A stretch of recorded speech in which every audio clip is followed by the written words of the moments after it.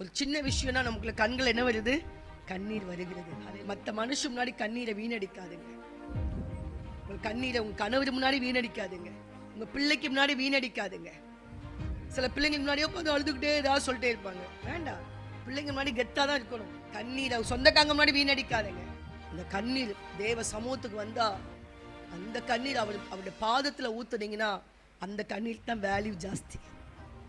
சும்மா இருக்கிற இடத்துல எல்லாம் வடிச்சிட்டு இருந்தாலும் வேல்யூ கிடையாது. ஜபத்துல கண்ணீர் வடிக்கிறீங்களா அது வேற. ஒன்னும் சின்ன சின்ன விஷயங்களுக்கெல்லாம் இல்ல. ஸ்திரீ பாதத்துல வந்து கண்ணீரை விட்டாள், தலைமுடியாலே துடைத்து எடுத்தாள். ஹல்லேலூயா. எல்லாரும் பாக்குறாங்க, அவ வெக்கப்படல. நிறைய பேரு தேவ சமூகத்துல வந்து ஜபிக்க வெக்கப்படுறோம், முழங்கால் போட வெக்கப்படுறோம், கண்ணீர் வடிக்க வெக்கப்படுறோம். ஆனா அவ என்ன செய்யல? அவ்வளோ ஆண்கள் அந்த வீட்டுல சூழ்ந்து இருக்கிறாங்க, அவ வெக்கப்படல. என்ன செய்யறா? அவ தன்னுடைய வாழ்க்கையிலே நினைத்து அவமானப்பட்டு இந்த அவமானத்தை போக்கணும்னா இயேசுவாலதான் முடியும் சொல்ல என்ன செய்கிறாள்? இயேசுவின் பாதத்தை வந்து அவள் விழுகிறாள். ஹல்லேலூயா. எல்லாரும் அவளை பார்த்து சிரிச்சாங்க, ஏளனமா பேசினாங்க. ஆனா ஆண்டவர் சப்போர்ட் பண்ணா.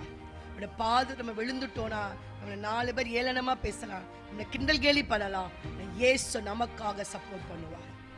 அவ சப்போர்ட் பண்ணா போதுமே நமக்கு. ஹல்லேலூயா.